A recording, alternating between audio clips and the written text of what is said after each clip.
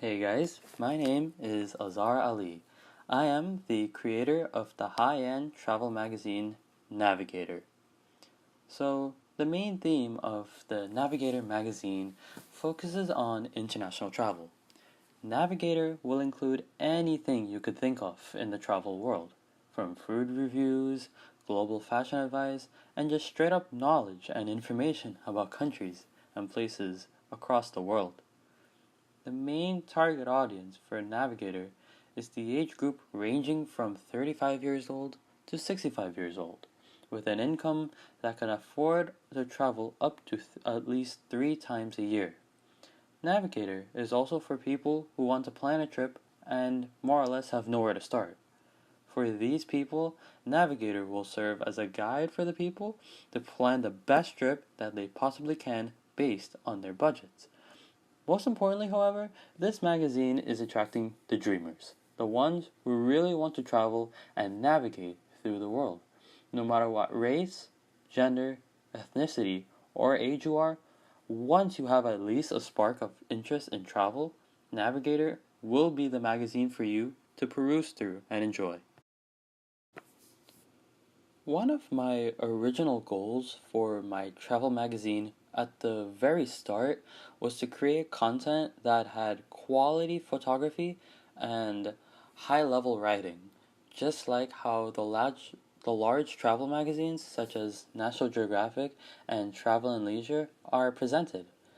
Therefore, in order to be as accurate as possible, I looked all over the internet, all over my house, and all over the local library for examples of travel magazines so that I could emulate their verbiage and style as best as possible. One of the conventions that were implemented into my program was the border surrounding the cover page, which is similar to the National Geographic border. I chose to make a border that was pretty similar to National Geographic's border because I wanted to assert the brand of the Navigator as a brand that would be seen as reliable and that could be reputable across the international community and across the travel community. I also wanted to create a norm that would allow for consumers to immediately identify the magazine if they were ever to see the cover page from a long distance away. I did not want to completely copy National Geographic, however, so I decided to make my cover a mango orange instead of the yellow border that National Geographic has. I decided to make my border a mango orange because mangoes are usually seen as a highly valued fruit in many cultures across the world.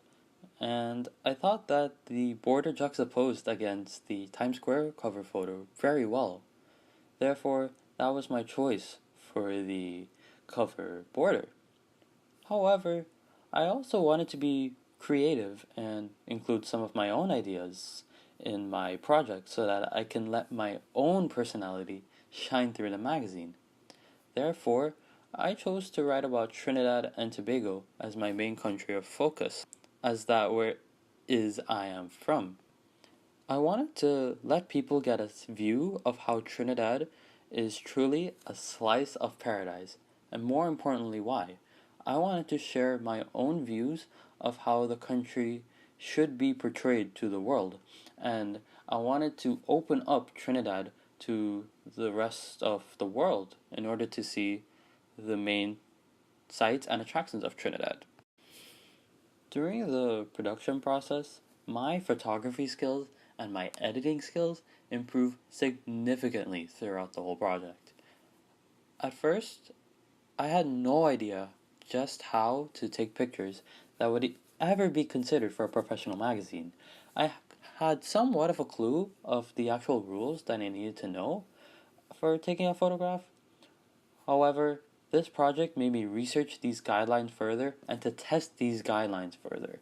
Some tips that I learned include how to apply the rule of thirds when taking a picture and how to make sure not to face my phone towards the sun when taking photos. But production skills also significantly developed when it came to editing. Before I undertook this project, I simply had no idea how much editing went into the magazines, or how magazines were even created.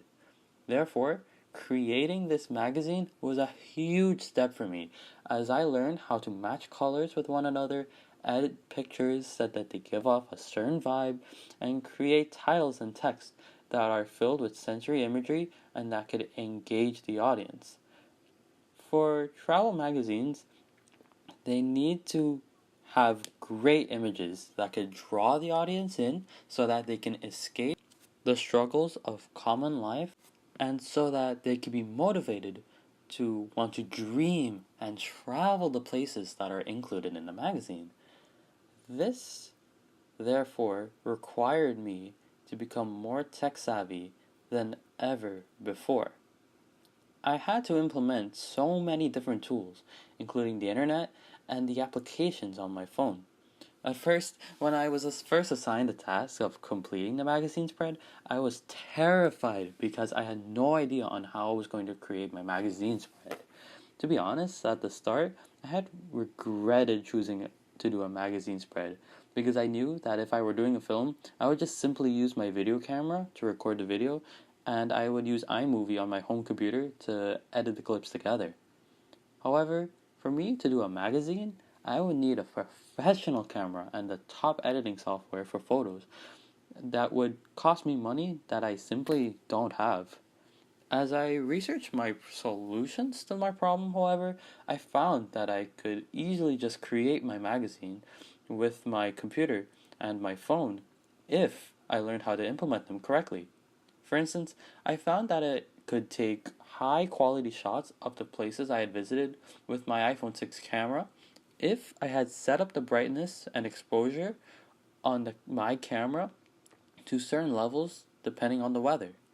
Also, to create my magazine cover, I used Canva, a website that allows you to create aesthetic designs for free.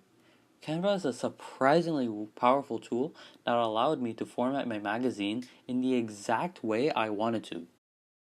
On my iPhone, I used a number of apps to edit and control my photos, including Superimpose, a free application which allowed me to Photoshop my images together, VSCO, a photo editing tool that allowed for me to transform my images, and Google Photos, which allowed me to quickly and easily upload the pictures from my phone to my computer so that I was able to place them into Canva with ease. All in all, I'm so glad that I was presented with this opportunity to just create something from scratch. Create my own magazine with no context whatsoever, just with some guidelines to push me along. But other than that, this was a test of my own creativity. And I am happy to say that I was able to make something out of it. Thank you all so much for listening. And this is Azhar Ali signing off. Hope you have a great day.